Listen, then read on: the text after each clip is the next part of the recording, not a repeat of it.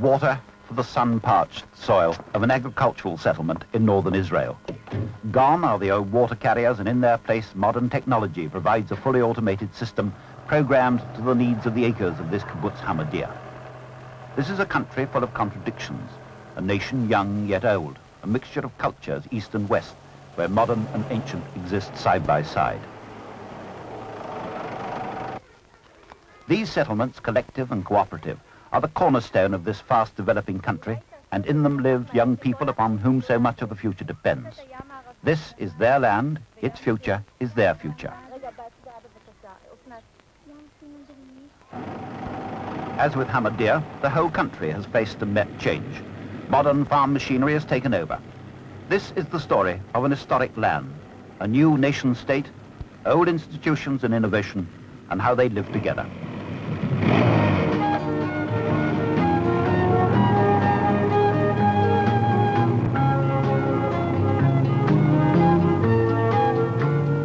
Doron and Ziva are two of the 8,000 graduates and postgraduates at Technion, Israel's University of Technology.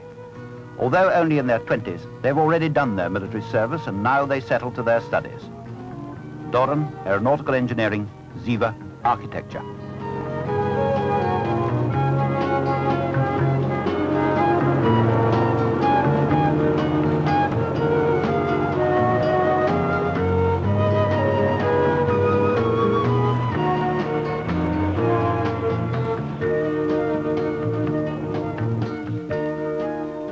Technion city at Haifa is set on the historic slopes of Mount Carmel, Elijah's Mount, where Pythagoras once came to contemplate, the home of an oracle.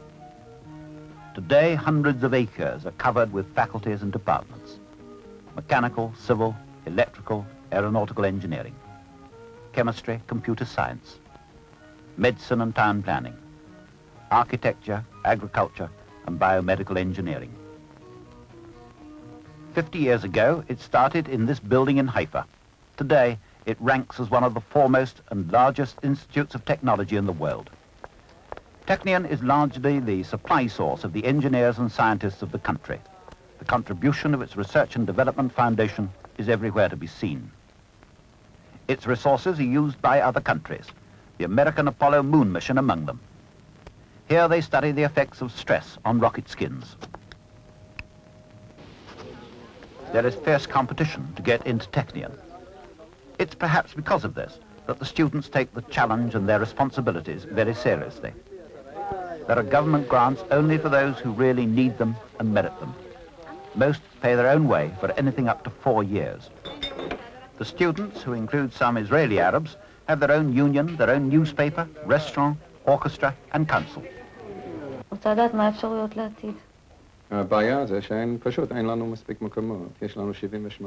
In many ways, they differ from their Western counterparts. The Dean of Students is Professor Brian Silver. The average Israeli student differs in many ways from his Western European or American counterpart. Most of our students, in fact, have done army service before they come to the Technion. They've been in the army for 3 years. Many of them have been under fire, in combat. Many of them have seen their friends killed or maimed, or they themselves have been wounded. And when they come to the Technion, they pretty obviously will have a far more mature outlook than a student of 18 coming straight out of school. They're not the kind of students who are likely to make a revolution about trivial issues. This doesn't mean to say, of course, that they're not socially aware, or that they're not conscious of the problems of the student community, of international problems, of the kind of problems that interest politically active students in other parts of the world. But they think more deeply about the solution, and they're less likely to come to the conclusion that a solution involves breaking the windows of the Senate House or something like that. Students who've completed army service don't necessarily forget about the army. They can't forget about the army. They have to be recalled for military service. Many of them are recalled for up to 3 months in the year, and many of them are married, of course. They're considerably older than the average student outside.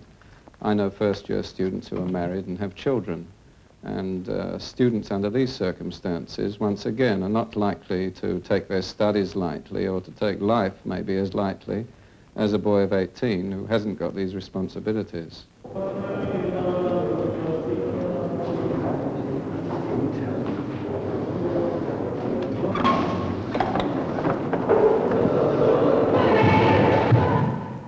Like other universities all over the world, religion, sport and the arts play their part in the life of the students.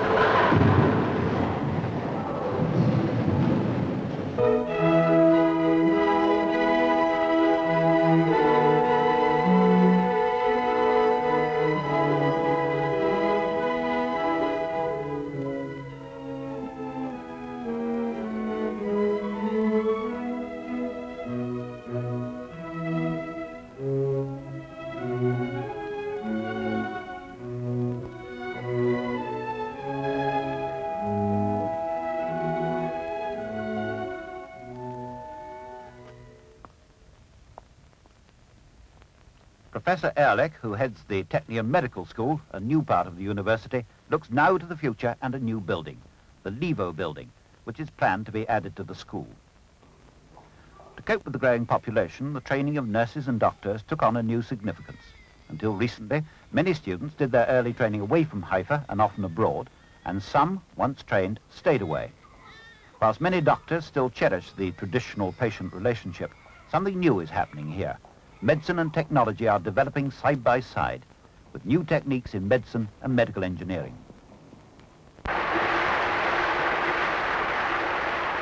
Water is the very lifeblood of the country. Every drop counts. The Banyas Falls in the north are one of the sources of the River Jordan. Further south, barely a single drop of rain will fall in a year, and with over 1 million acres under cultivation, a third of them are irrigated. The search for water is a constant task. A pilot desalination plant, now but an experiment, is a Technion project. It could provide part of the answer.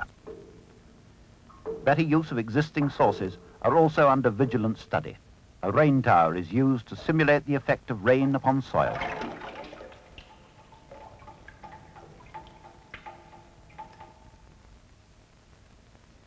A model shows how water finds its way down through the earth to a natural drain.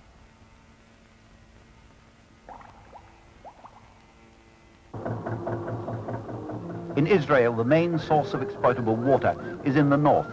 It must flow to the reclaimed land where waste ground has been made fertile and where even the deserts are turning colour. The Banyas flow into the Hula Nature Reserve. Once a large malarial swamp, much of it has been reclaimed. Part is rich black soil and fertile farmland. Another part is this great nature reserve.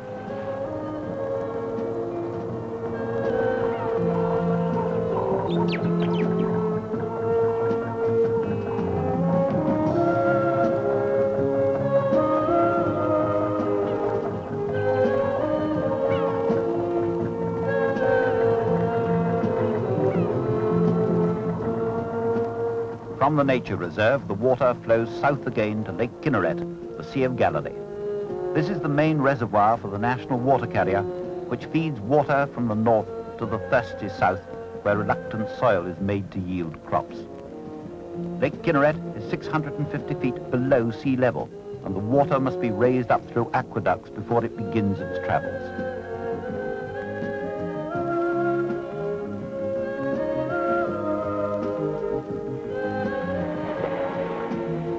From the tranquil Sea of Galilee, the pipelines carry the water under the arid desert of the Negev. Until south of Beersheba, it comes to this desert kibbutz. The national water carrier is once more on hand. Without it, such places as this could not exist.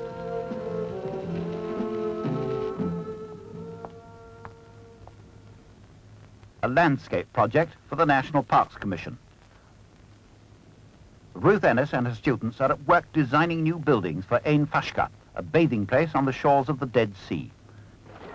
The sharp geometric patterns echo the stark angular hills which form the backdrop to this resort near Jerusalem.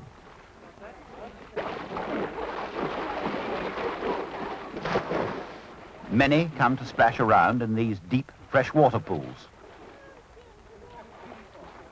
The lazier come to wallow in the buoyant waters and try the impossible, to sink in the Dead Sea.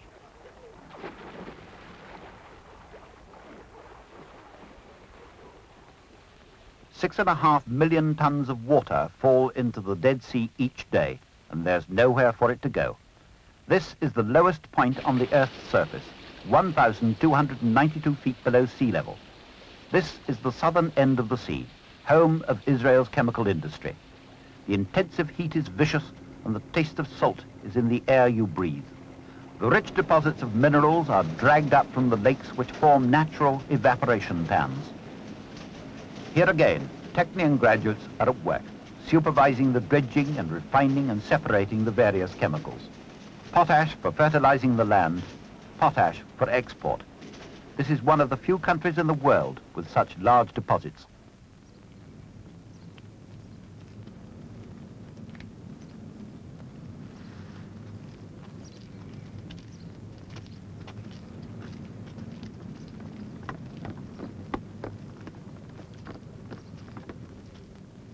Remembrance Day, Ammunition Hill, Jerusalem. Children laying wreaths in memory of soldiers as other children in other countries do. But this hill has played its part in many wars. Greeks, Romans, Crusaders and Turks have all at some time in history fought here. So have other soldiers in our own times. Beyond the hill is Ramat Eshkol, a new housing estate in a country which, more than many others, has a housing problem made acute by the increasing population caused by the flow of immigrants to this, their new home. Joseph Kurler, his wife and family, are Russians. In 1950, Kurler, a poet, was sentenced to 10 years in a labor camp during one of the purges. After Stalin's death, he was freed and came here with his wife Anna and son David. He works as a librarian in the Hebrew University in Jerusalem.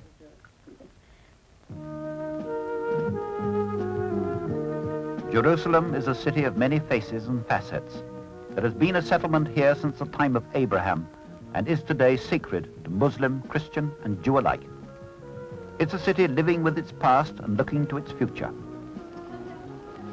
History is under every stone and everywhere around.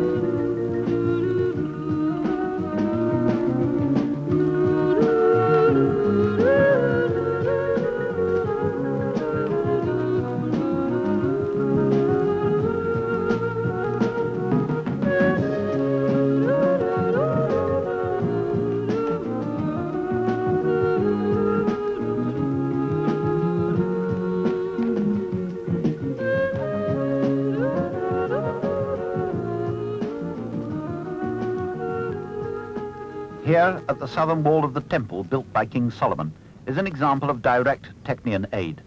Archaeologists have discovered lower stones which were laid during the building of the second temple by King Herod in 520 BC. To stop the loosening of the foundations, Technion soil engineers were asked to find a solution, and they devised this special buttress to support the wall.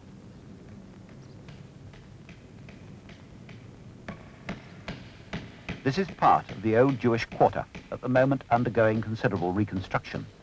The restoration of the Yohanan ben Zakkai synagogue is nearly complete under the supervision of architect Max Tani, whose assistant Zama Igozi qualified as an architect at the Technion.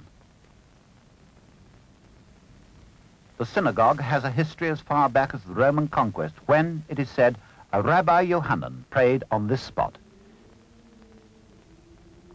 In 1967, it was discovered in a state of total decay, with debris rising right up to the bottom of the window frames.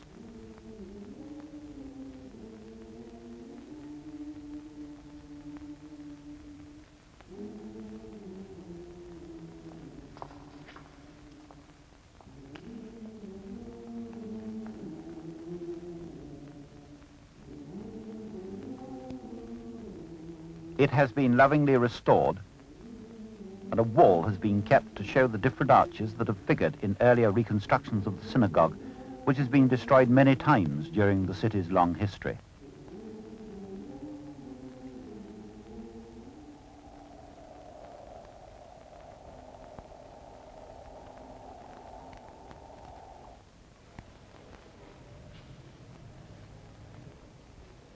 The shrine of the book houses a facsimile of the Dead Sea Scrolls, discovered in 1948 and brought out of the wilderness of Judah.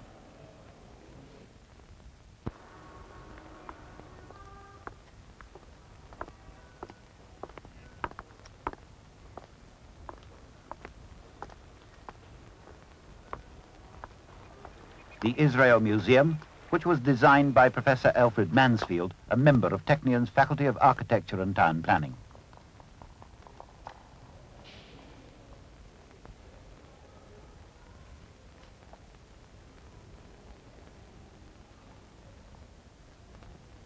On leaving Russia, despite his experience, Joseph Köhler wrote these lines: "My dear native land, farewell.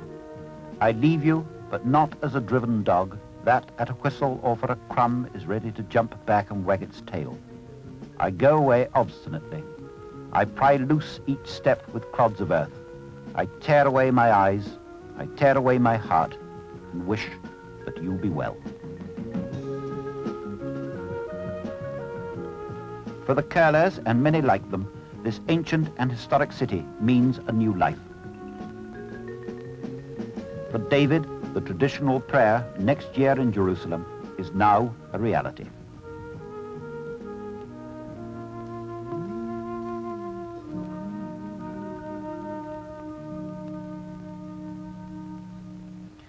Israel's aircraft industry is young and ambitious. This supersonic wind tunnel is at the Department of Aeronautical Engineering, the country's only training ground for this growing industry.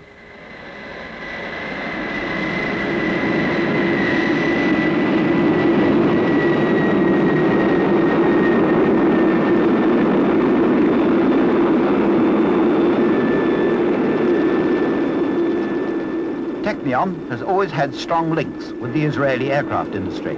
The professor of one is chief engineer of the other. Graduates work on both civil and military aircraft.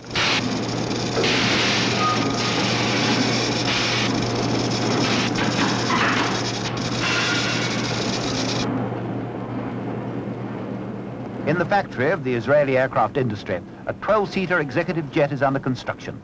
This is a new project aimed at a tough competitive world market. The aircraft, named the Commodore, has already got its certificate of airworthiness, a vital step, and the prototypes are on flight trials.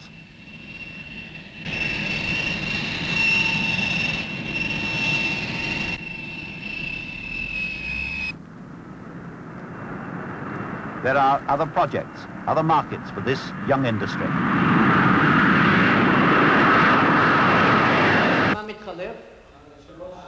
These soldiers all originate from Islamic countries, Morocco, Tunisia, Iraq, or the Yemen.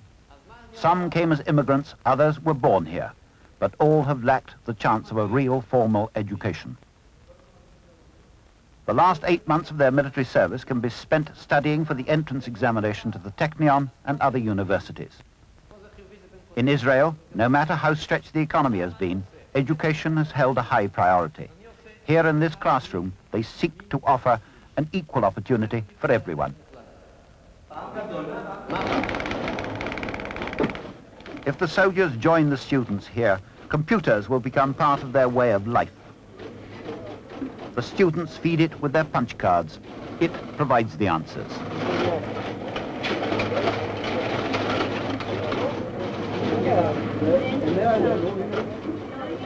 It is at this center that they learn about programs and programming and computer sciences. Almost at a blink, this massive computer can process 12.5 million additions. Today, in this small country with a growing population, people's abilities are a vital resource. Their immense energy has to be harnessed and used, and the computers will be called upon to answer many critical questions. For a growth industry, nothing can compare with the electronics industry. For centuries, women from Islamic countries have used their fingers for making fine embroidery and delicate jewelry. Today, the fingers have found a new skill, dancing over transistors and terminals with fragile wire.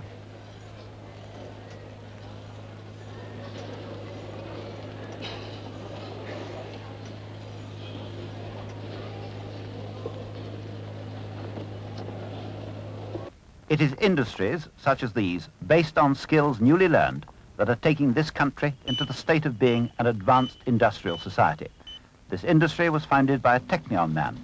It's in the vanguard of Israeli technology.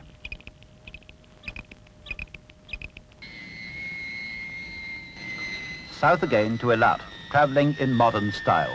This is Israel's outlet to the Red Sea, a port, pipeline terminal, and seaside resort all in one. Nearby, King Solomon is reputed to have received the Queen of Sheba as she came up the waters in her barge. Today's travelers are on different missions. It is now a modern oasis town where industry and tourism both flourish.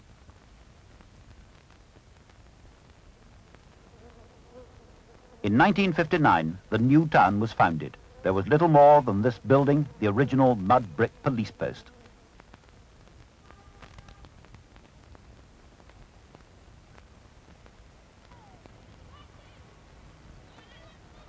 Eilat now stands on the blue Gulf, surrounded by the mountains of Sinai and Edom, with spectacular scenery hazed by the almost perpetual heat mist.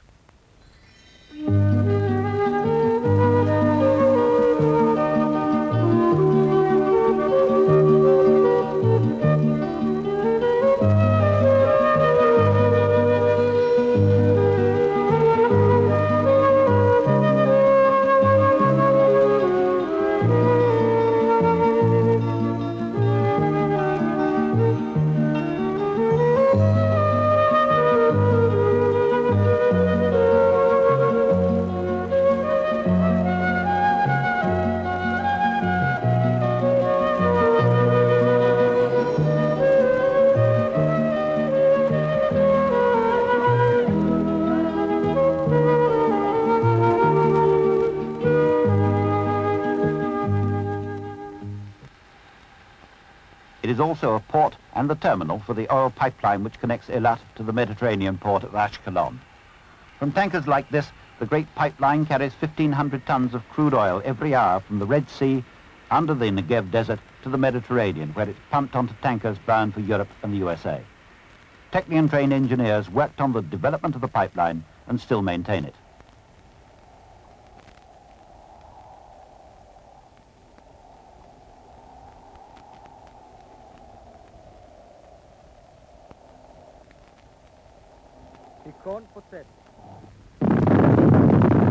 Copper from the mines of King Solomon. These workings, only a few miles inland from Eilat at Dimna, were closed for countless centuries. Reopened little more than 10 years ago, with most of the engineers coming from Technion graduates, they are now in full production.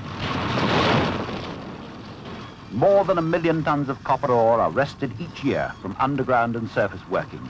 Modern methods once more persuade the ancient earth to yield up its buried economic treasure.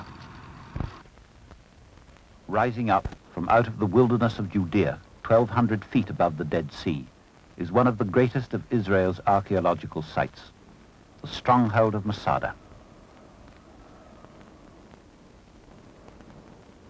This was the scene of the epic siege 1,900 years ago, when the Zealots held out for years against the Romans. In the end, defeated, they all died, rather than surrender. And here, Herod the Great built an incredible palace, an historic technological achievement, with colonnaded terraces which time cannot crumble. Even today, one can sense its once sumptuous magnificence.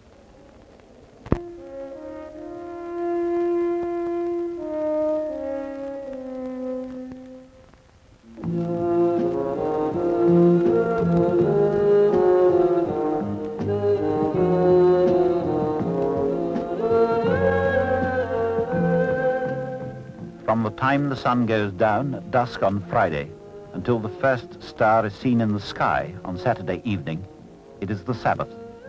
Not everyone strictly observes the Sabbath, but the tempo noticeably slows. Tomorrow will come a new day, a new week, a new chance to face new challenges. And even while the quietness falls all round this land, the pipelines are full, and the ceaseless struggle goes on.